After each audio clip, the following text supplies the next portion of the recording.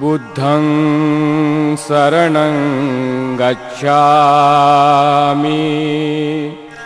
धम्मं शरणं गच्छामि संघं शरणं गच्छामि बुद्धं शरणं गच्छामि धम्मं शरणं गच्छामि संघं शरणं गच्छामि।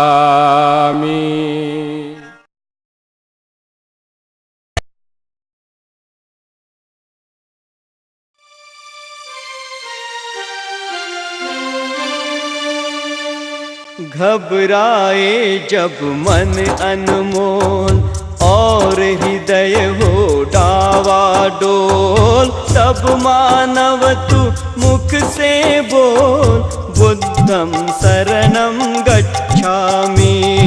तब मानव तू मुख से बोल बुद्धं शरणं गच्छामि।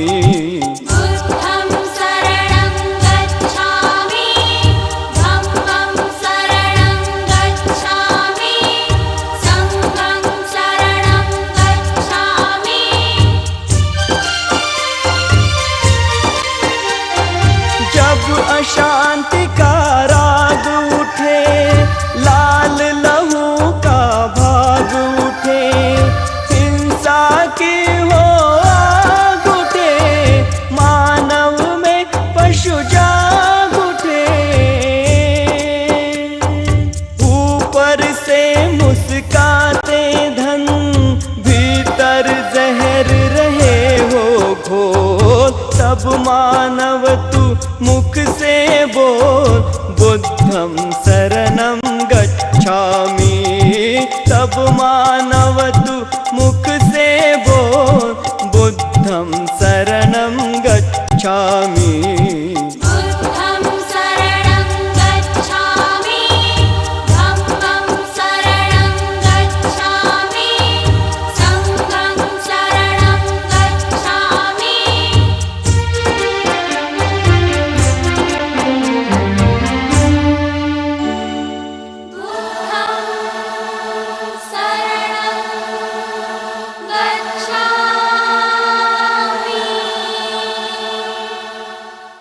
जब दुनिया से प्यार उठे,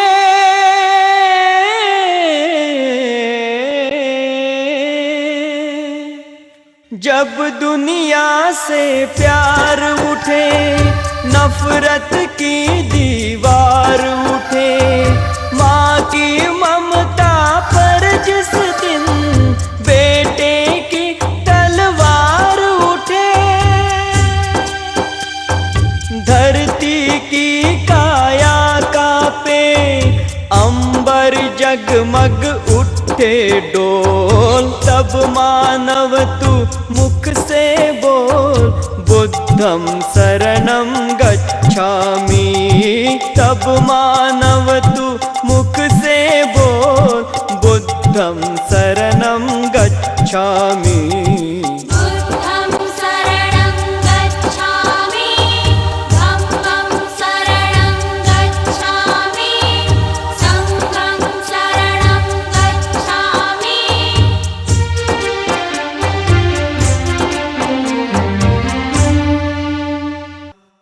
दीप सत्य का सदा जले, दया अहिंसा सदा पले, सुख शांति के छाया में जन गण मन का प्रेम पले। भारत के भगवान बुद्ध का गूंजे घर घर मंत्र अमोल, हे मानव तू मुख से बोल बुद्धं शरणं गच्छामि। हे मानव तू मुख से बोल बुद्धं शरणं गच्छामि। बुद्धं शरणं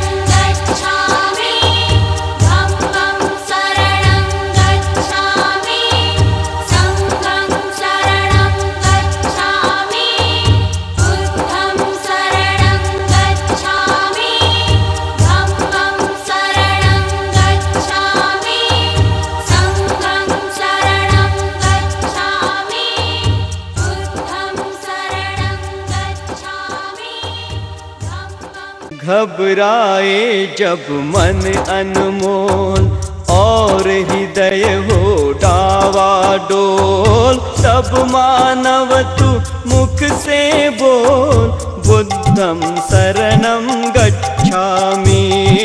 तब मानव तू मुख से बोल बुद्धं शरणं गच्छामि।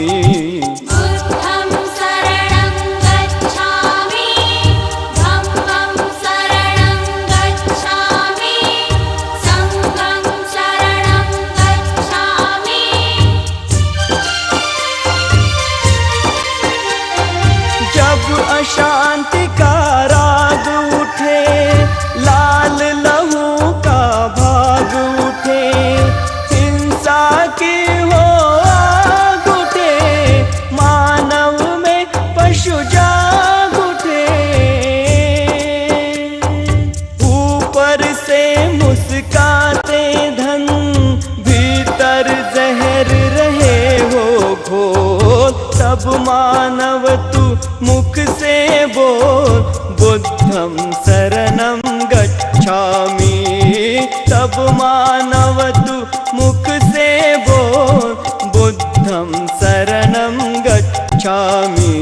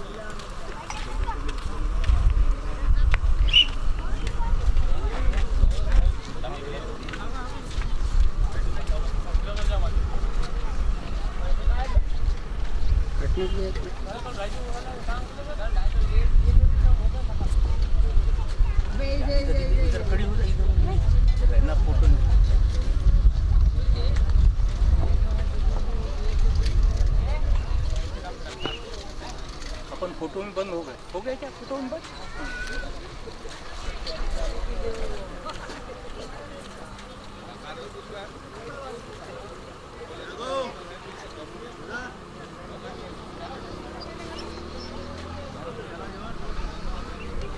समस्त ग्रामवासियों से हमारा निवेदन है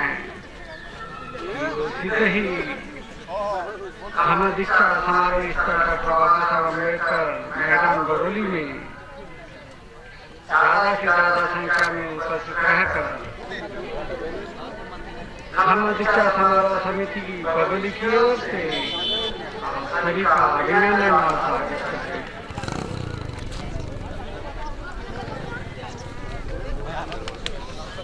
आगे स्टार्ट करो। आगे हमारे भी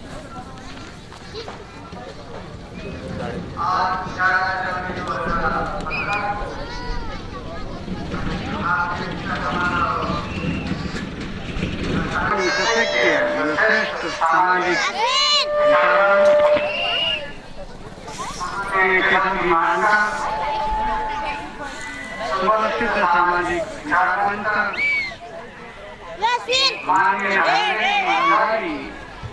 ऐसी क्या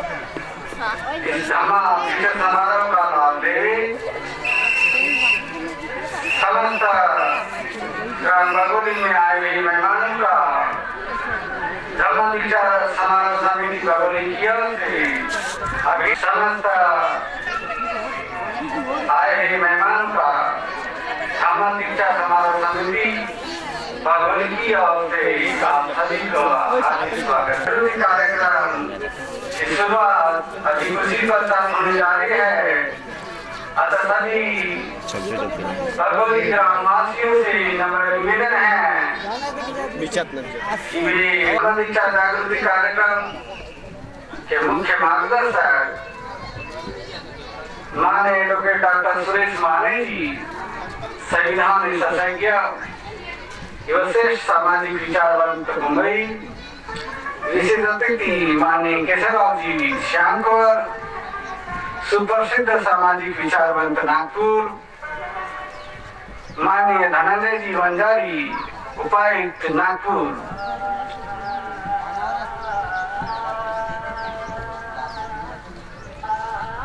ये सीधे ही ग्राम बगोली में पहुंच रहे हैं, अतः सभी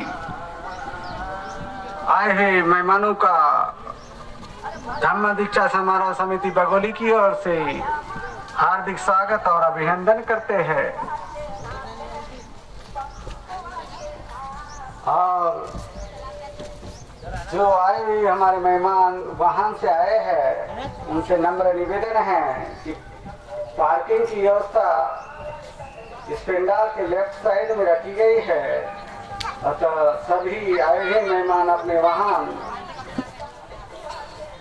पार्किंग में रखे, ऐसे मैं उनसे निवेदन करता हूँ। और यहाँ बुक स्टॉल में रखे हुए सभी बाइसिकल, साइकिल, वाहन वगैरह वहाँ से हटा दे और पार्किंग में जाके रखे, ऐसे मैं स्थल पर पहुंचने का कष्ट करे।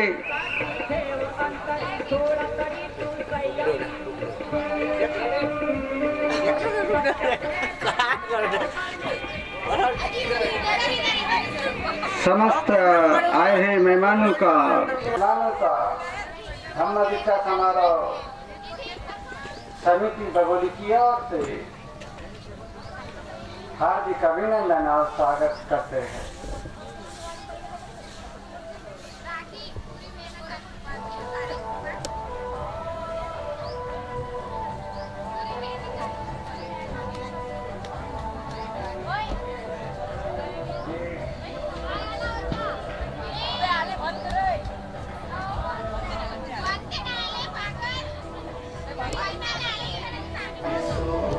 दीक्षा समारोह में आए हुए सभी मेहमानों का धम्म दीक्षा समारोह समिति बगोली की ओर से हार्दिक अभिनंदन और स्वागत करते हैं। अभी कुछ ही देर पश्चात धम्म दीक्षा जागृति कार्यक्रम की शुरुआत होने जा रही है।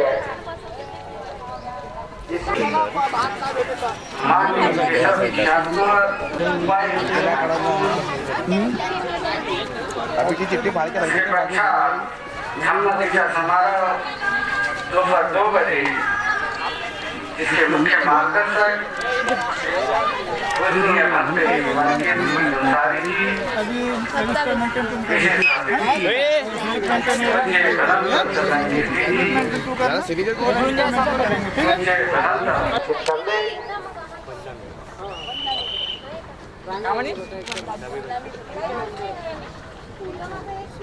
धम्म दीक्षा समारोह समिति बगोली की ओर से आयोजित दिनांक 11 जनवरी 2015 को ग्राम बगोली डॉक्टर बाबा साहब अम्बेडकर मैदान में भव्य अखिल भारतीय दीक्षा समारोह का कार्यक्रम रखा गया है, जिसमें धम्म दीक्षा जागृति कार्यक्रम आकर अपना जगह सुरक्षित कर ले। सभी मेहमानों का धम्म दीक्षा समारोह समिति की ओर से हार्दिक अभिनंदन और स्वागत।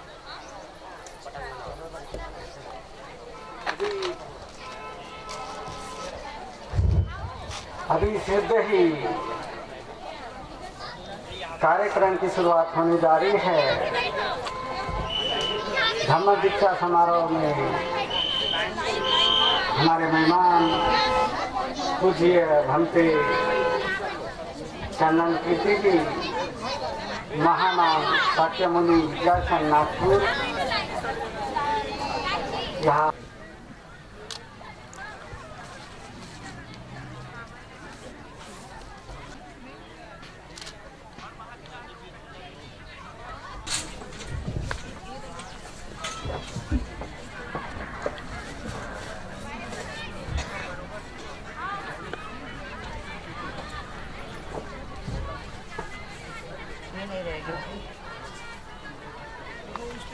ये लास्ट में ये लेके आओ, चावल नहीं तो देखिए नहीं जम रहे हैं। बुद्धो भगवान् बुद्धं भगवन्तं अभिवादे सवाखातो भगवता धम्मो धम्मतो सावक संघो संघं नमामि।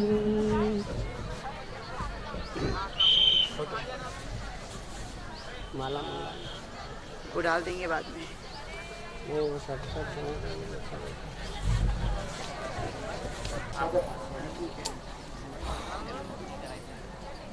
इससे पश्चात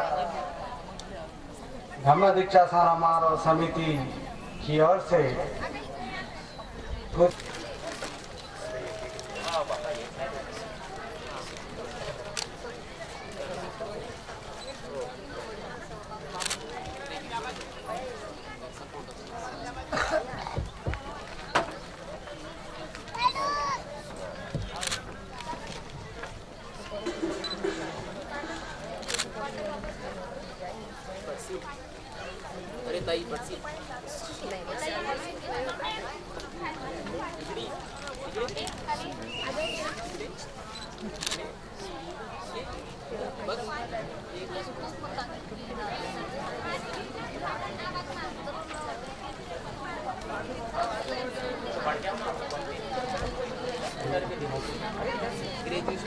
वैसे मन पे गरना घंटे मनोरत्न नाटू इनका है कि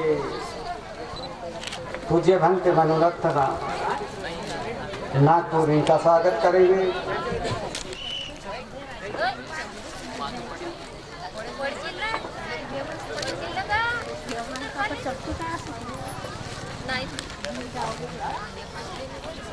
वैसे ही यहाँ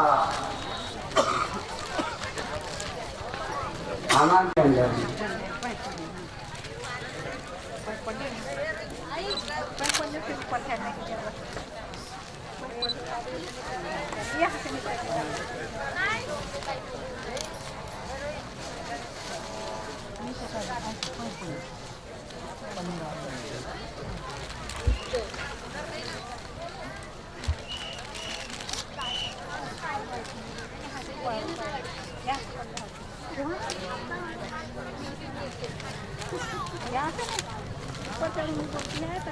वैसे ही यहाँ समिति की ओर से यहाँ हमारे सम्मानीय अतिथि एच के आदर्श इनका स्वागत बौद्ध दीक्षा समारोह समिति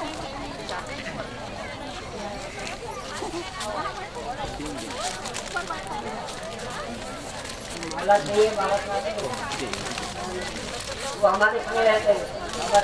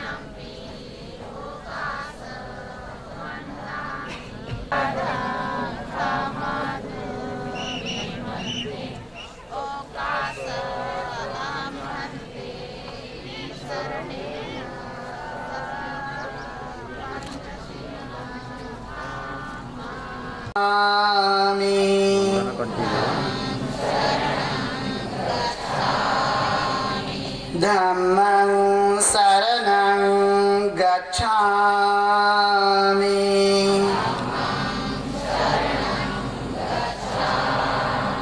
संघं शरणं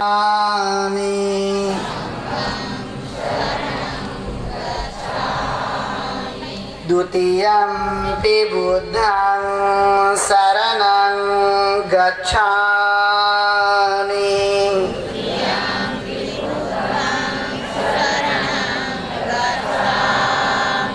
द्वितीयंपि धम्मं शरणं गच्छामि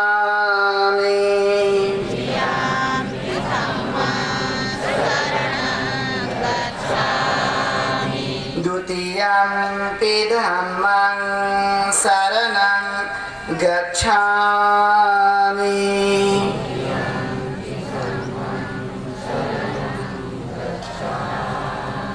द्वितीयंपि संघं शरणं गच्छामि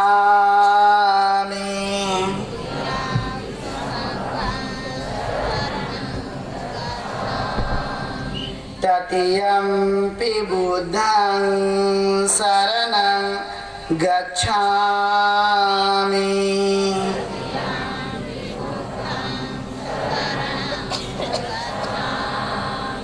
द्वितीयंपि धम्मं शरणं गच्छामि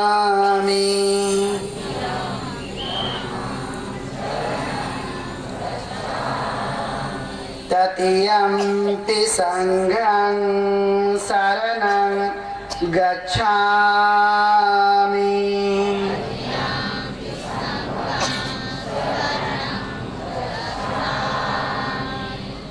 शरणगमनं निठितं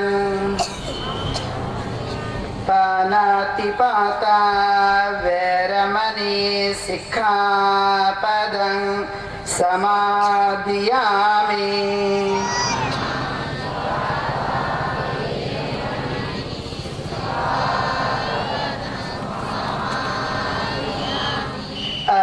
अदिन्नादाना वैरमणि सिक्खापदं समादियामि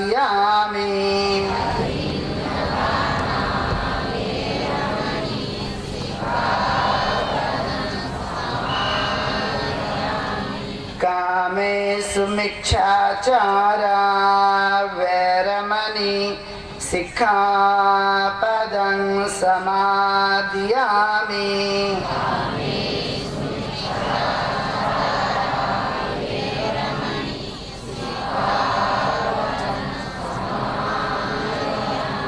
मुसावादा वैरमणि सिक्खापदं समादियामि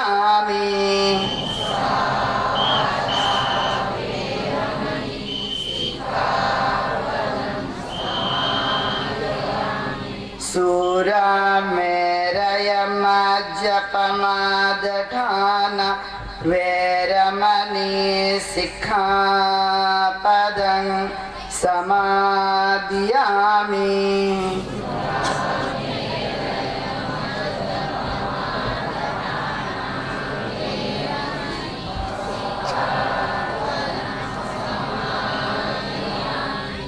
इमानि पञ्चशिक्षापदानि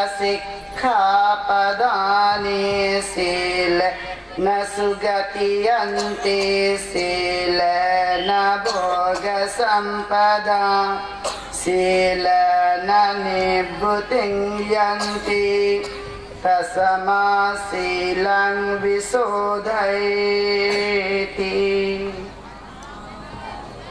साधु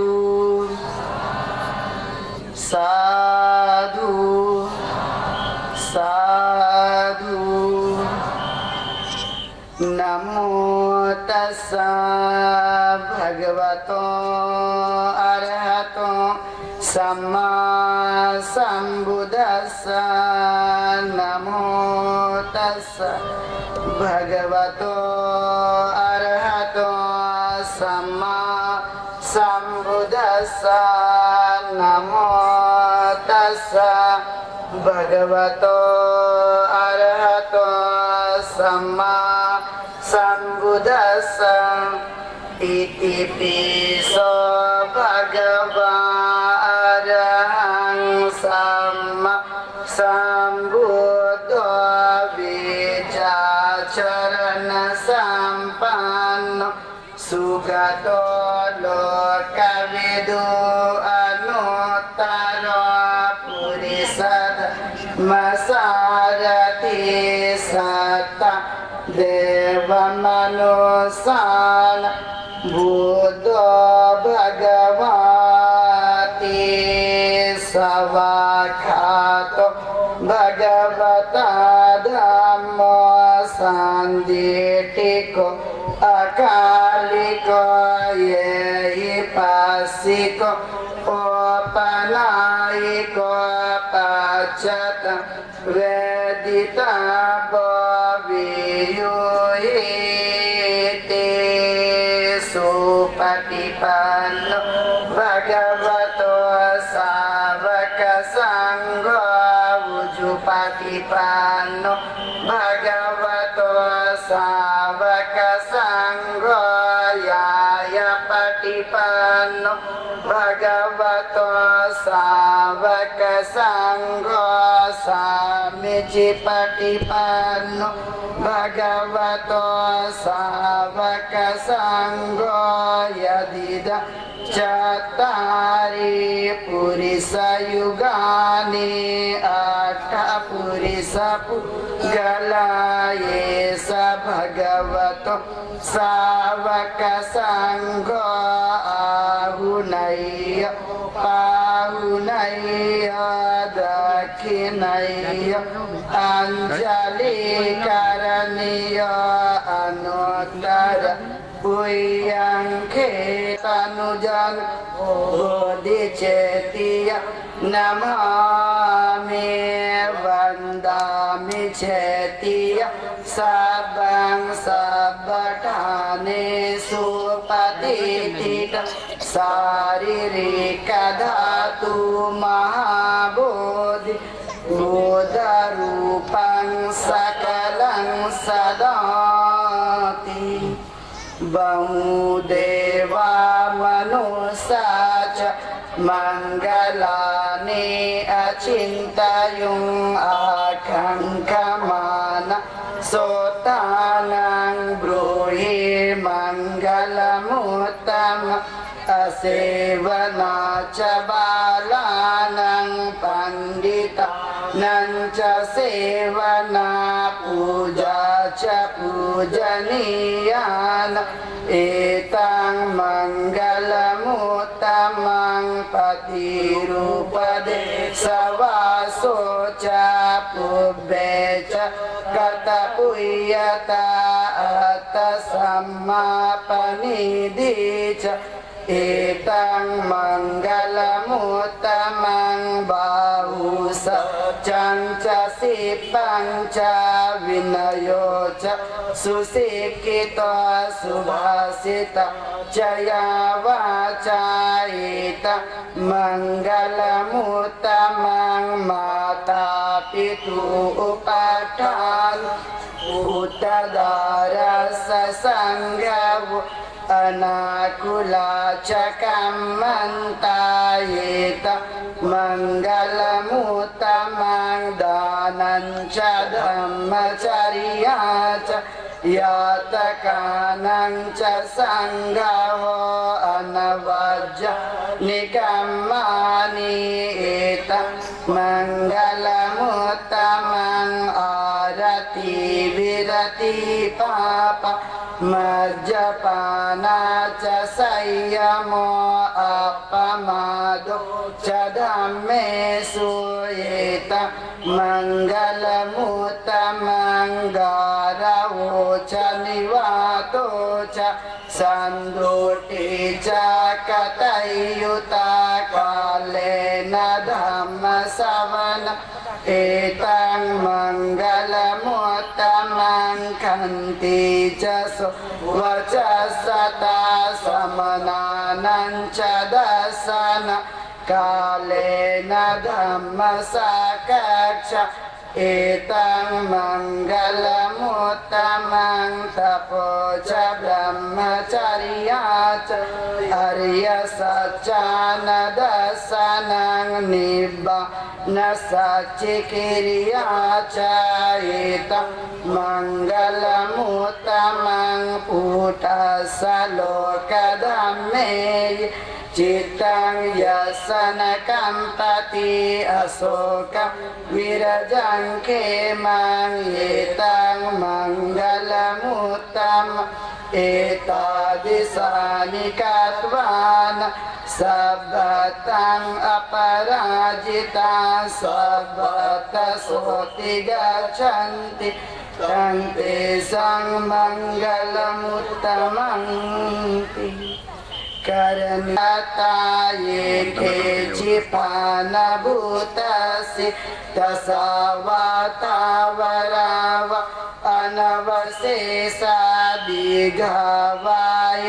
महन्ताव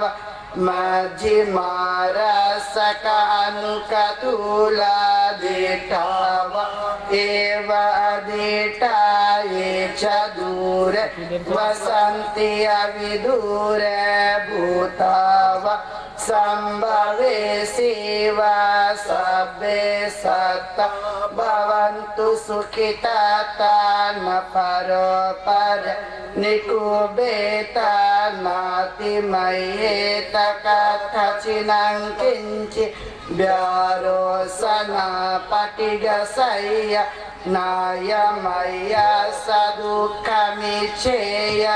माता यथा नियं पुतं आयुषा एकपुत्रमनुरखे एवं पिस बभूतेषु मानस भावये अपरिमाणं मेत च सबलोकस्मि मानस भावये अपरिमाणं उदं अधो च तिर्यं च असंवाद अवेरं असपतं तीर्थं चर निसिन्नो वासयानो यावत् सविगदमिद्वयेतं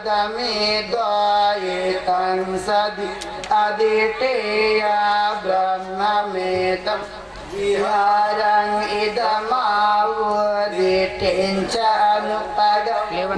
अनुपगमशीलवाद कामेषु विनयवेद नये जातु गव्यसेय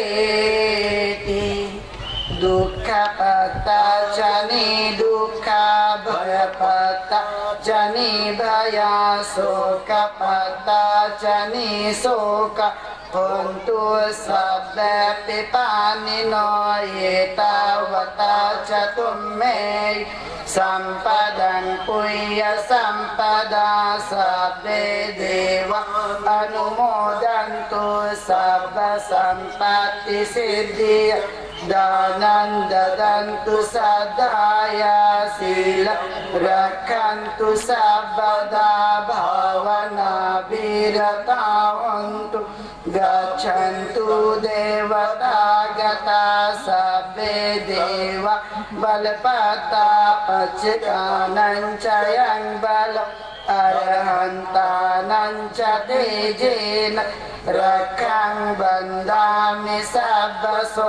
आकाशत च भूमटा देवानाग महिन्दिका पुय्यन्तं अनुमोदित्वा चिरं रक्षन्तु शासनं आकाशत च भूमटा देवानाग महिन्दिका पुय्यन्तं अनुमोदित्वा चिरं रक्षन्तु देशनं आकाशत च भूमटा देवानाग महिन्दिका पुय्यन्तं अनुमोदित्वा चिरं रक्षन्तु त्वं परन्ति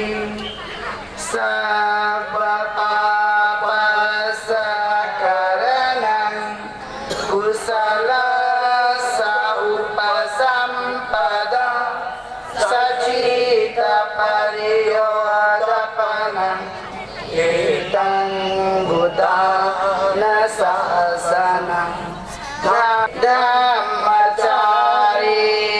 सुखं सेति अस्मे लोके परं च न तावता धम्मधरो यावतं कायेन पश्यति सर्वे धम्मधरो होति यो धम्मं पमच्छति नति मे शरणं गह्यं बुद्धो मे जयमङ्गलं नति मे शरणं गह्यं संघो मे शरणं वरं एतेन सच्चवर्जेन होतु ते जयमङ्गलं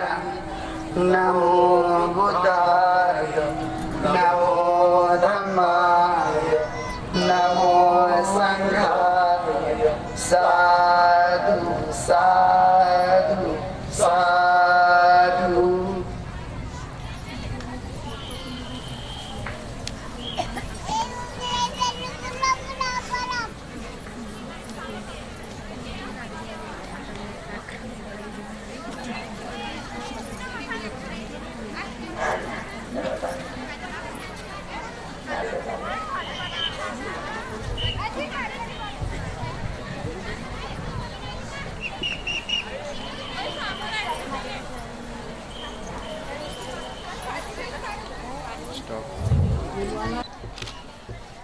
बोधिसत्व डॉक्टर बाबा साहब अम्बेडकर की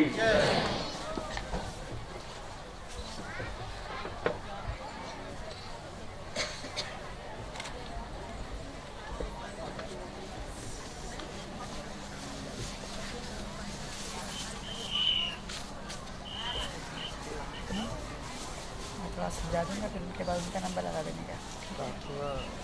क्या बोले इतना बात नहीं रे बाबा सिखाए। जैसे कि आपने देखा कि हमने कार्यक्रम की शुरुआत गाथा का पठन से की।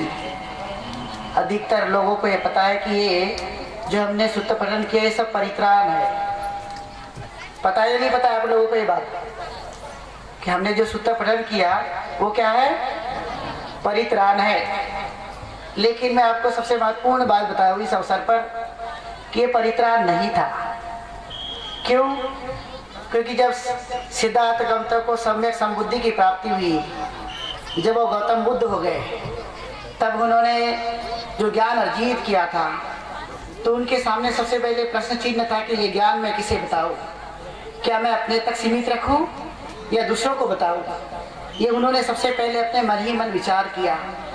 तो उनको लगता था कि मैंने जिन आचार्य से शिक्षा ग्रहण की है शुरुआती दौर पर, उन आचार्य को बताओ। तो सबसे पहला प्लान चेंज कर दिया और इस योजना के बाद उन्होंने देखा कि मैं और किसे बताऊं। तो दूसरे उनके आचार्य थे जिनका नाम उद्दक राम पुत्र था। तो उन्होंने पाया कि उद्दक राम पुत्र का भी निधन हो गया है। फिर उनके सामने आज आपने देखा कई ऐसे स्कॉलर हैं देश और पूरी दुनिया में।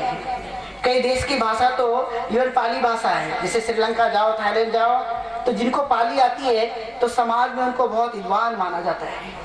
लेकिन यही भाषा का विकृत रूप भारत में ऐसा पाया जाता है आज के समय में कि जिन भाषा में तथागत भगवान बुद्ध की शिक्षा समाहित की गई, जिसको हम त्रिपिटक कहते हैं, और उस त्रिपिटक में शुरुआती दौर पे पाली भाषा में ही लिखा गया सूत्र था और वही सूत्र को आज हमने आपके सामने पठन किया। लेकिन भारत में आपने देखा होगा डॉक्टर बाबा साहब अम्बेडकर ने 14 अक्टूबर 1956 को पहली बार नागपुर में दीक्षा ली थी और साथ में लाखों अनुयायियों को दीक्षा दिलाई भी थी। ये खास महत्वपूर्ण बात है। लेकिन ये बात महत्व कि भंते जी आते हैं और भंते जी आकर सबकी आग बंद करवाते हैं और खुद भी आग बंद करते हैं और आग बंद करने के बाद क्या करते हैं? सूत्र का पठन करते हैं। जब आग खोल दी तो पता होता है कि कुछ भी उनको पता नहीं होता। ये खास महत्वपूर्ण बात है और इसीलिए हम इन बातों को अच्छे ढंग से महसूस करें, अच्छे ढंग से ग्रहण करें कि ये परित्राण शब्द ही पाली भाषा में नहीं है। इसके लिए माना गया त्रिपिटक है। और त्रिपिटक में उसको ये माना जाता है क्या, परित पाठ परित देशना, जिसका मतलब होता है जानना, समझना और सुनना। कि तथागत भगवान बुद्ध ने जो मनुष्य के कल्याण के लिए, सुख के लिए, उनके प्रगति परित पाठ ऐसा शब्द है उसके लिए, कि हम जाने, समझे और समझकर इन बातों को अपने जीवन में उतारे, आचरण करें। और इसीलिए धर्म दीक्षा का कार्यक्रम आयोजित किया जाता है। क्यों?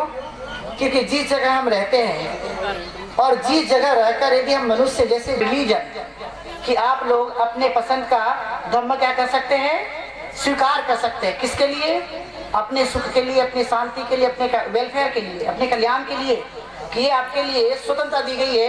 क्योंकि आपने देखा होगा भारत में नहीं तो पूरी दुनिया में कहीं न कहीं असमानतावादी व्यवस्था जहाँ जहाँ पर थी, वहाँ पर मनुष्य ने क्रांति की कि ये जो व्यवस्था है समतावादियों से मनुष्य के लिए बिल्कुल भी ठीक नहीं है। और इसीलिए उन्होंने परिवर्तन करने की कोशिश की। और इसीलिए आपने देखा भारत में डॉक्टर बाबा साहब अम्बेडकर ने भी प्रयत्न किया। शुरुआत की थी उन्होंने नागपुर की धरती से। नागपुर में बड़े पैमाने पर लाखों की संख्या में लोग इकट्ठा हुए और बौद्ध धर्म की दीक्षा लेने के लिए तैयार हुए। और उन्होंने मर्म जताया कि हम जिन संस्कारों में है उन संस्कारों से छोड़कर बुद्ध की शिक्षा को अपनाएं।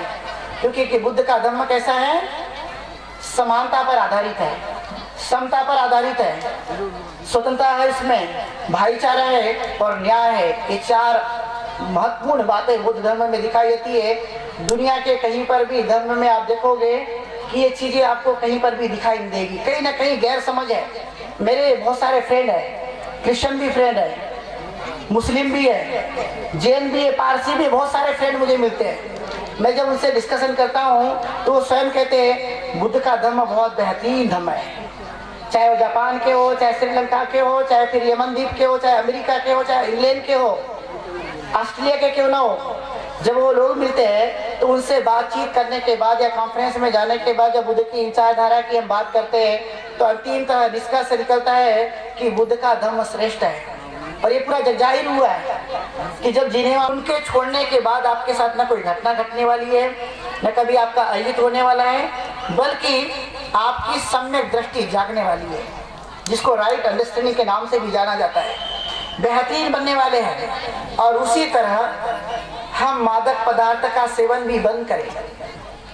यदि समाज को अच्छा बनाना है तो मादक पदार्थ जितने हैं, जो वेशन है, जो मनुष्य में बुराई निर्माण करते हैं, उन बुराई को भी तो आपकी इसमें कोई भी हानि होने की संभावना नहीं है। आपको सभी चीजें मिलेगी जो संविधान के मार्फत मिलती है, उसको डरने की कोई आवश्यकता नहीं है। लेकिन मनुष्य और मनुष्य जैसे यदि अपने को जीवन जीना है तो उसके लिए कुछ महत्वपूर्ण बातें जो पहले भी खत्म करी, बहुत सारे लोगों ने बीच में भी खत्म की और आने वाले समय में भी खत्म करने की संभावना है। इसलिए डॉक्टर बाबा साहब अम्बेडकर ने अपने लोगों से अपील की थी कि मैं बहुत अच्छी तरह से जान गया हूँ, ये जान गया हूँ कि बुद्ध धर्म ही एक सद्धर्म है और वो धर्म मनुष्य के कल्याण के लिए, मनुष्य के सुख के लिए उस धर्म को जरूर आत्मसात करे।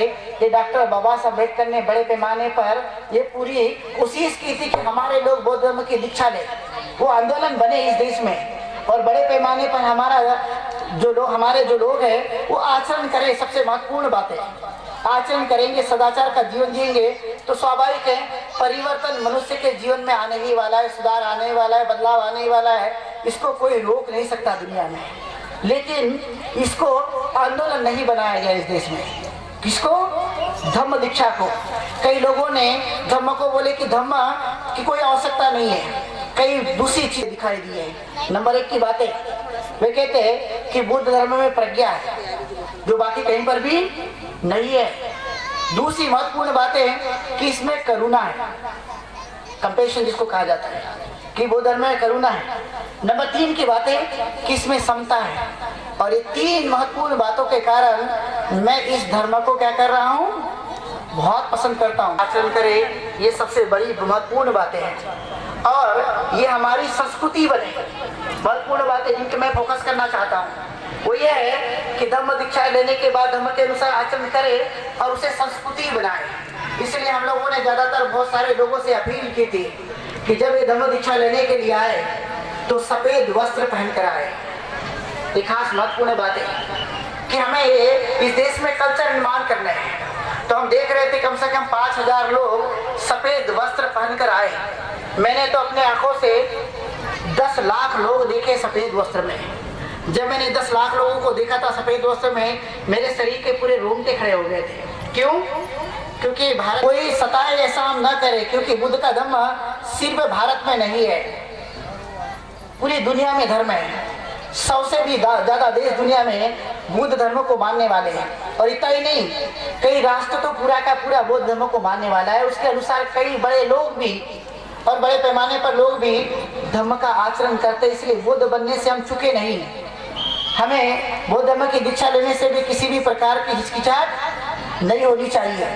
कई लोग ये भी महसूस करते हैं, इस देश में खासकर प्रचलन है स्त्रियों और महिलाओं के साथ में कि सफ़ेद वस्त्र कौन पहनता है? विधवा महिला, कि जिसका पति मर गया वो सफ़ेद वस्त्र पहनती है। ऐसा बिल्कुल भी नहीं है। क्यों? क्योंकि विषमतावादी व्यवस्था ने मनुष्य को उसकी एक अलग पहचान हो विधवा महिला की, इसलिए उसको ऐसा जीने के लिए मजबूर किया गया। ये गलत संस्कृति है। इसलिए हम लोग इन संस्कृतियों को ना मानते हुए बुद्ध धर्म और संघ के विचारधारा को हम अपने जीवन में अपनाएं, उसे स्वीकार करें, बड़े पैमाने पर अपने जीवन में उतारें, जिससे सुख और शांति मिलने वाली। लेकिन सदाचार का जीवन जीने से हम चुके नहीं। आज सलाह दी है तो आज हमें धम्म दीक्षा लेने की आवश्यकता है या नहीं है? क्या हमें नीचे तबके का जीवन ही जीना चाहिए? कई लोग इसमें भ्रम फैलाते हैं, बहुत सारी बातें जो मुझे लगता है चंद शब्दों में कहना बड़ा मुश्किल है। कई लोग इस पर आक्षेप लगाते हैं कि सबसे पहले कई प्रकार की क्रांति करो, बाद में क्या करेंगे? हम धम्म क्रांति की तरफ ध्यान देंगे। तो मैं उनसे एक ही सवाल करता हूँ हमेशा, और इसका कोई उत्तर देने के लिए सक्षम हो तो मुझसे आकर वो मिले। मैं उनसे पूछता हूँ कि सबसे पहले बुद्ध हुए या सम्राट अशोक हुए, या पहले संघ हुआ कि बाद में सम्राट अशोक हुआ? क्या उत्तर है इसका? पहले बुद्ध और बुद्ध का संघ, और उसके पश्चात सम्राट अशोक। और जब उन्होंने धम्म दीक्षा ली वह निग्रोध भिक्षु के माध्यम से, और वो तब बन गए राजा बौद्धधर्मी को। वो क्या बन गए? धार्मिक बन गए। और धार्मिक बनने के बाद देखा होगा कि बुद्ध के अनुसार जो भी उन्होंने काम किया, तब पूरी दुनिया में भारत प्रसिद्ध था। जब मैं थाईलैंड में रहता था तब वहाँ के लोग, हम उनको अशोक भी कह देते हैं, लेकिन थाईलैंड के लोग महाराज अशोक के नाम से उन्हें संबोधित करते हैं। क्यों? क्योंकि सम्राट अशोक के काल में ही 2 ऐसे वेनरेबल वहाँ पर गए थे थाईलैंड में, जिन्होंने बुद्ध धर्म का प्रचार और प्रसार किया था। इसलिए सम्राट अशोक का वो बहुत बड़े पैमाने पर उपकार मानते हैं कि हे सम्राट अशोक, आपने बड़ा अच्छा काम किया तीसरी संगति करके, मुगली बुद्ध सदीश भंते की सहायता से, और आपने ऐसे 2 वेनरेबल वहाँ पर भेजे, और उसके कारण हम देवता हो सकता है क्या? लेकिन इस देश में तब भी माना जाता है। और इसलिए इस देश में आपने देखा होगा जो भी इस देश में संत बने, महंत बने, आपने देखा होगा ये बेड़ी वाले और पैर में, हाथों में आपने देखा होगा बेड़ी या पैर में, और यही लोगों को इस देश में संत बनाया जाता है। इस देश में इसी लोगों को महंत बना दिया जाता है। इससे बहुत सावधान रहने की जरूरत है। यदि आप इससे सावधान नहीं हुए तो मैं आपको दूसरी बात, महत्वपूर्ण बात बताता हूँ कि इस देश में आप ऊपर नहीं उठोगे, क्योंकि आपका ब्रेन कहीं ना कहीं ऐसे हिस्से में बटकर रहेगा जो आपकी प्रगति को रोकने के लिए महसूस करता है, आपको कहीं ना कहीं कमजोर करने की कोशिश करेगा। आप में कभी भी प्रज्ञा नहीं जाग सकती। इसीलिए रूढ़ी परंपरा भगवान को मानने से इनकार कर दो, बंद कर दो। क्यों? क्योंकि मैं बहुत बार ये बोल चुका हूँ कि भगवान का कोई अस्तित्व नहीं है। क्यों? क्योंकि आपने देखा पत्थर के देव है, तो पत्थर का देव पत्थर का ही होता। कुछ संतों ने ऐसी टिप्पणी की, ऐसा कहावत कही है, मातीचा देव त्याला पाण्याचा देव, कि यदि मिट्टी का देव का पानी आया तो क्या हो जाता है? वह घुल जाता है। उसी तरह से लकड़ीचा देव त्याला अग्नीचा देव, कि यदि लकड़ी का देव होगा तो उसको डर काय का रहता है? अग्नि का आग लगा दो जल जाएगा। उसी तरह से समझे कि ये भगवान का कोई दुनिया में अस्तित्व नहीं। इसलिए डॉक्टर बाबा साहब अम्बेडकर ने ऊपर की प्रतिज्ञा पर ज्यादा से ज्यादा प्रथम तो उसे स्थान दिया। और अपने लोगों को कहा कि भगवान को मत मानो, क्योंकि भगवान को जब जब भी मानोगे आपकी प्रगति में रुकावट आएगी। आपका यदि धन भी आपके पास आ गया, लेकिन मानसिक लेवल जिसको प्रज्ञा कहते हो कभी विकसित होने वाली नहीं है। इसलिए ज्यादा से ज्यादा इस पर जोर देने की जरूरत है। इसलिए धम्म दीक्षा का अभियान पूरे देश में एक आंदोलन बनना चाहिए। ये आंदोलन जब बनेगा पूरी तरह से देश में लागू करने में कोई दिक्कत नहीं होगी, क्योंकि उनका सपना ही था मैं भारतालय क्या करी, बौद्धमय करी। तो आप उसके हिस्से बनोगे कि नहीं बनोगे? आप उसके हिस्से बनोगे, आप उस इतिहास के हिस्से बनकर अपनी कहीं ना कहीं योगदान दोगे। इसलिए आज का धम्म दीक्षा का कार्यक्रम यहाँ पर आयोजित किया गया। इसके लिए आप लोग यहाँ पर शांति बनाकर रखें। क्यों? कि बुद्ध धर्म की सबसे बड़ी ताकत है शांति। कि आज तक जितने भी बुद्ध धर्म के कार्यक्रम हुए, रक्त का एक बूंद भी धरती पर नहीं गिरा। ये सबसे बड़ी क्रांति है। दुनिया में बहुत सारे लोगों ने क्रांति की, लेकिन कहीं ना कहीं ईजा पहुंची है। और आप लोग जहाँ जहाँ पर भी अपने स्थान पर बैठे, उस स्थान पर बैठकर अपना शांति का परिचय दे, अपना डिसिप्लिन अनुशासन जिसको कहते हैं वो अनुशासन का परिचय दे। क्योंकि बुद्ध का धम्म अनुशासन पर टिका हुआ है। हम किसी से भी राग नहीं, द्वेष नहीं, ईर्ष्या किसी से भी न करें। दुनिया में हम जितने लोग हैं सब हम भाई बहन हैं। दुनिया में जितने हम लोग हैं हम कहीं ना कहीं एक दूसरे से नजदीक है, कहीं ना कहीं हमारा उनसे लगाव है, कहीं ना कहीं उनसे हमारा संबंध है। ये भावना निर्माण कैसे बढ़ाए, और एक जिस दिन हम लोग बड़े पैमाने पर इसे बढ़ा लेंगे, मानो जो तथागत भगवान बुद्ध ने कंसेप्ट रखी थी, क्या कंसेप्ट थी? बहुजन हिताय बहुजन सुखाय। कि बहुत सारे लोग दुखी है, उन्हें हमें सुखी बनाना है। उनके हित के लिए, उनके सुख के लिए, उनके कल्याण के लिए हमें काम करना है। बिना रुके, बिना थके हमें काम करके दिखाना है। बिना रुके और बिना थके हम काम करेंगे, प्रगति तभी संभव है। मैं कई बार ये उदाहरण दे चुका हूँ। बहुत जगह में रखें जो लोग जैसे यहाँ पर आएंगे, जिनको बोलने का यहाँ पर अवसर प्रदान किया जाएगा। और सबसे महत्वपूर्ण बात है कि किसी के मन में भी ऐसा भ्रम निर्माण न हो कि ये उसका कार्यक्रम है, ये उसका कार्यक्रम है। ये धम्म का कार्यक्रम इसका उसका किसी का नहीं होता, ये सबका कार्यक्रम है। इसमें ये मन में भावना भी न लाए। यदि मन में भावना लाओगे तो भ्रम निर्माण होगा, और उसको पंच निवारण कहा जाता है पाली भाषा में। वो भ्रम आपके प्रगति के रास्ते में बाधक बनकर उभरता है। इसलिए कोई भ्रम नहीं, धम्म यानी धम्म ही होता है। और इससे तीन चीजों का बुद्ध धर्म में खास स्थान है। इसको त्रिरत्न कहा गया है। बुद्ध, धम्म और संघ है। मैं बहुत जगह गया, जाने के बाद महाराष्ट्र के लोगों पर बड़ा आरोप लगाया गया। वो यह आरोप था कि महाराष्ट्र के लोग बुद्धिस्ट तो बने, लेकिन बुद्धिस्ट बनने के बाद वो हमेशा बाबा साहब अम्बेडकर का नाम लेते हैं। क्योंकि मेरा रिसर्च का ऐसा ही टॉपिक था। उस टॉपिक में मैंने जो बात रखी है, मैंने उनको रिप्लाई दिया था कि महाराष्ट्र के लोगों को मैंने कहीं पर भी नहीं देखा कि वो अम्बेडकर शरणं गच्छामि बोलते होंगे। वो क्या बोलते हैं? बुद्धं शरणं गच्छामि ही बोलते हैं। धम्मं शरणं गच्छामि और संघं शरणं गच्छामि बोलते हैं। ये खास महत्वपूर्ण बातें हैं। इसलिए तीन रत्न है। कौन सा रत्न है? बुद्ध, धम्म और संघ। और इसी से तीन रत्न से इस देश में विषमतावादी व्यवस्था के लोगों ने त्रिशूल का निर्माण किया। इस पे मैंने एक रिसर्च लिखा था। त्रिरत्न, तीन मतलब तीन, और रत्न, तीन रत्न। वो कौन से रत्न थे? बुद्ध, धम्म और संघ। और ये तीनों ने इस देश में मानवता निर्माण की थी, मानवता निर्माण करने के लिए काम किया था। और तब इस देश के विषमतावादी लोगों को लगा कि ये ठीक नहीं है। इसलिए तीनों चीजों को नष्ट करने के लिए, बुद्ध, धम्म और संघ को नष्ट करने के लिए त्रिशूल का इस्तेमाल किया गया देश में। त्रि और शूल, त्रि मतलब तीन, शूल मतलब कांटे। इस देश में कांटे बनकर आए, किसके लिए? विषमतावादी लोगों के लिए। वो तीन कांटे क्या थे? बुद्ध, धम्म और संघ था। इसलिए त्रिशूल का निर्माण के विपरीत परिवर्तन, जिसको हम क्रांति और प्रतिक्रांति के नाम से जानते हैं, बाबा साहब अम्बेडकर ने इस पर किताब भी लिखी है। तो उन चीजों को हम बहुत गहराई से समझे।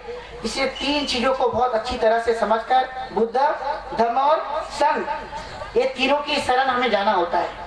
बुद्धं शरणं गच्छामि, धम्मं शरणं गच्छामि और संघं शरणं गच्छामि। इससे पश्चात मैं या हमारे आए हुए मेहमान सम्मानीय धनंजय बंजारी जी, इनसे निवेदन करता हूँ कि वे यहाँ आकर मार्गदर्शन करेंगे।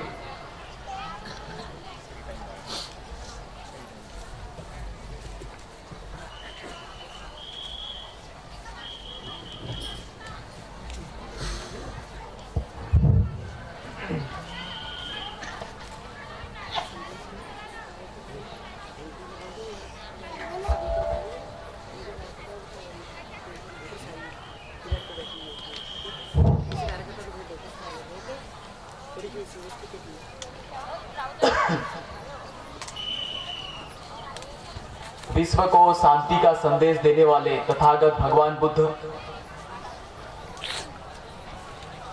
भारत की सरजमी पर सर्वश्रेष्ठ मानव क्रांति, ऐसी धम्म क्रांति करने वाले महामानव, भारत के संविधान के शिल्पकार डॉक्टर बाबा साहब आम्बेडकर।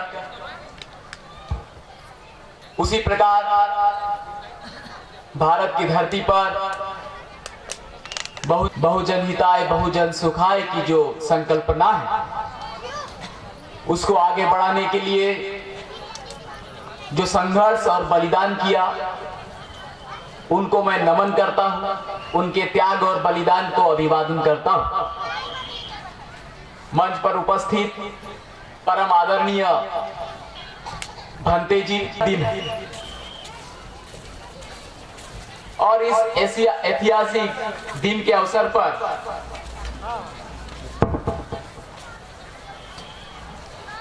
आप लोग धम्म की दीक्षा लेने के लिए यहां पर एकत्रित हुए हैं। दोस्तों, जब आप धम्म की दीक्षा की बात करते हैं तो कई बार हमारे मन में हम जो समाज में इर्द गिर्द देखते हैं, उसी प्रकार का प्रतिबिंब हमको दिखाई देता है और हमको ऐसा एहसास होता है कि धम्म की दीक्षा यानी कोई एक प्रक्रिया होगी, जिस इस प्रकार की जो बात है, इस प्रकार की जो गलत संकल्पना है, वो हमारे मन में नहीं होनी चाहिए। धम्म की दीक्षा लेने का मतलब है कि हम में एक नया परिवर्तन, हम में एक नए जीवन का जो फाउंडेशन है, वो जो आधार है, वो हम में आए। बाबा साहब ने जो हमको 1956 में जो धम्म दीक्षा दी है, उसके अनुसार हम अपने जीवन को चलाएं, हम अपने समाज को बदलें। इसका मतलब है धम्म की दीक्षा। वो कोई कर्मकांड जैसी कोई प्रक्रिया या घटना नहीं है कि ये कर लिया और उसको भूल गए। और आप सब लोगों को पता है कि हमारा जो धम्म है, वह कोई व्यक्तिवादी धम्म तो नहीं है कि मैं किसी एक विशेष प्रतिष्ठान कर लूंगा, एक प्रक्रिया कर लूंगा, मुझे ये सुख मिल जाएगा। इस प्रकार का भी ये धम्म नहीं है। ये अपने आप में वैचारिक क्रांति, अपने आप में विचार परिवर्तन की क्रांति।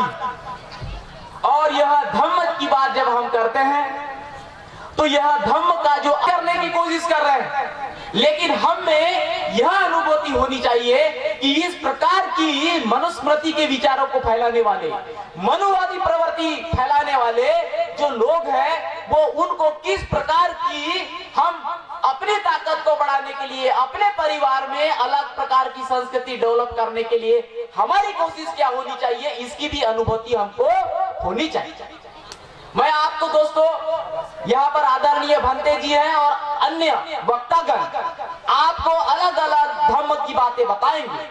मैं यहाँ पर कुछ तथ्य रखना चाहूंगा कि किस तरीके से अलग अलग ताकतें आज हमारे समाज में किस प्रकार से इन जो बहुजनवादी national council for applied economic research, यानी यह राष्ट्रीय स्तर की एक ऐसी संस्था है जो आर्थिक सर्वेक्षण करवाती है, सामाजिक सर्वेक्षण करवाती है कि हमारे समाज में प्रगति हो रही है, सामाजिक प्रगति हो रही है, लोगों में वैज्ञानिक दृष्टिकोण बन रहा है या नहीं बन रहा है, लोगों की आर्थिक शक्ति बढ़ रही है या नहीं बढ़ रही है। इस प्रकार का वो सर्वेक्षण करवाती है और उसके माध्यम से सरकार को रिपोर्ट देती है। यह एक प्रकार की एनजीओ है। उन्होंने 2014 में एक सर्वे किया, एक सामाजिक सर्वे किया। उन्होंने सर्वे में लोगों को 2 प्रश्न पूछा। उस सर्वे का फाइनल रिजल्ट अभी आने को है, 2015 में आने वाला। उस सर्वे में उन्होंने 2 प्रश्न ये किया। प्रश्न क्रमांक 1 था कि क्या आप अभी भी अनटचेबिलिटी को आप, और उस किताब का नाम हम कहते हैं क्या, जाति प्रथा का या जाति प्रथा का उच्चाटन, यानी एनिहिलेशन ऑफ कास्ट। उसी को ध्यान में रखते हुए इस संस्था ने एक सर्वे करवाया और लोगों से यह पूछा कि क्या आप जाति प्रथा में विश्वास करते हो। आपको क्या लगता होगा, कितने प्रतिशत लोगों ने हाँ बोला होगा? कितने प्रतिशत लोगों ने हाँ बोला होगा? 27% इंडियन्स, 27% इंडियंस, 27% भारतीयों ने यह कहा कि हाँ, हम अस्पृश्यता में विश्वास करते हैं। देखिए, भारत में अभी भी what is happening we should know, हमको पता होना चाहिए। और आप ऐसा मत सोचिए कि इसमें बहुजन समाज। और इसके बाद में 2015 में एक फाइनल रिपोर्ट लाई। उसके बाद में उन्होंने एक दूसरा प्रश्न सर्वे में किया कि क्या आप जस्सी प्रवर्ग के किसी व्यक्ति को आप अपने किचन में आने देंगे या नहीं आने देंगे। 30% इंडियंस, 30% भारतीयों ने कहा कि नहीं, हम अपने किचन में इन लोगों को आने नहीं देंगे। फिर भी यार कहां है? और इसीलिए हमको सजग होना है। यह बातें ये इंडिकेट करती है कि हमारे ऊपर कितनी जिम्मेदारी। क्योंकि अगर हम धम्म की सोच रखते हैं, साइंटिफिक सोच रखने की कोशिश करते हैं, वैज्ञानिक दृष्टिकोण रखने की कोशिश करते हैं, तो हमारे ऊपर यह जिम्मेदारी बन जाती है कि क्या आजू बाजू में क्या हो रहा है, हमारे घर में क्या हो रहा है। कहीं हम वही तो कर्मकांड नहीं कर रहे हैं जिस तरीके का कर्मकांड तो दिखाया जा रहा है। वो इस प्रकार का कार्यक्रम है, इस प्रकार के व्याख्यान है जो इस प्रकार के हमें प्रेरित करते हैं कि जैसे कि जो व्यक्ति सोचने के लिए मजबूर हो जाता है कि यही सही है। और यही आध्यात्मिक गुरु कुछ ऐसे लोगों का सपोर्ट करते हैं जो हमारे देश को अंधविश्वास की गर्त में ले जाने के लिए प्रेरित करता है। आप लोगों ने नाम सुना होगा, एक श्री करके एक नाम है। उन श्री ने आप लोगों ने देखा होगा कि हरियाणा और पश्चिम उत्तर प्रदेश की अगर आप देखेंगे, कई रिपोर्ट आपको आती होगी, उसमें आपने देखा होगा कि वहां पर अलग अलग प्रकार की पंचायती, जातिवादी पंचायतें होती हैं। आप लोगों ने सुना होगा, क्या नाम से जानी जाती है? खाप पंचायत। खाप पंचायत के नाम से जानी जाती है। और वो आप कत्लेआम कर रहे हैं, सरेआम। समाज में आप जवान लोगों को पेड़ों पे लटका रहे हैं। किस लिए? आप सब लोगों को पता हो, वो इसलिए कि उनकी जाति जो प्रथा है वह बरकरार रहना चाहिए। और यह जो कथन है वो ऐसे व्यक्ति का, ऐसे शख्स का है जो अपने आप को आध्यात्मिक गुरु करते हैं, सेल्फ प्रोक्लेम। ये तथ्य हमको मजबूर करते हैं कि हमारे ऊपर कितनी जिम्मेदारी है धम्म की सोच और साइंटिफिक सोच करने, आगे बढ़ाने के लिए। और दोस्तों, आपको यह पता होना चाहिए कि तथागत भगवान बुद्ध ने जो समता, स्वतंत्रता और बंधुत्व का जो नारा दिया है, उसको इंप्लीमेंटेशन करने के लिए जो बातें बताई है, तो उसका ही जो प्रतिस्थापन है डॉक्टर बाबा साहब अम्बेडकर ने कहा किया, फिर भारत के संविधान में। और एक अलग प्रकार की विश्व में क्रांति को उन्होंने ज्यादा से ज्यादा प्रबल किया। वही जो सोच है वह आज हमको बढ़ाने की जरूरत है। मैं दोस्तों और आपके सामने 2 आंकड़े रिपोर्ट पेश की गई। एक सरकारी आंकड़े मैं आपको देना चाहूंगा कि किस तरीके से हमारे बहुजन समाज के जो संत है, महापुरुष है, उनको किस तरीके से पूर्ण लाइट में दिखाने की कोशिश की जाती है, उनको किस तरीके से उनकी जय जयकार तो की जाएगी, लेकिन उनके विचारों को किस तरीके से नजरअंदाज किया जाएगा, किस तरीके से उनके विचारों को पीछे ले जाने के लिए कोशिश की जाएगी, यह आपको कुछ आंकड़ों के माध्यम से मैं रखना चाहूंगा। और कई कुछ हद तक सरकारी आप सब लोगों को पता होगा, मैं भी छोटा था तो आप सब लोगों को यह पता होगा, एक उदाहरण के लिए मैं बताना चाहूंगा कि पहले बाबा साहब के सिक्के और नोट पे भी बाबा साहब का रहता, if I am not wrong. बहुत से लोगों को पता होगा, कुछ लोगों ने देखा होगा। बाबा साहब का जो चित्र है वह आप लोगों में से बहुत से लोगों ने देखा होगा, सिक्के पे रहता था। हमारे जितने भी महापुरुष हैं उनमें से कितने महापुरुषों के हमको फोटो देना चाहिए जिन्होंने अलग अलग वैचारिक क्रांतियां की, सामाजिक क्रांतियां की। कौन कौन से ऐसे महापुरुष हैं जिनकी फोटो वहां आनी चाहिए ताकि आम से आम भी इंसानियत जान सके कि यह महापुरुष था जिसने इस प्रकार की धम्म क्रांति की थी या इस प्रकार की सामाजिक सोच को बदलने के लिए क्रांति। और रिपोर्ट में 2000 अभी 14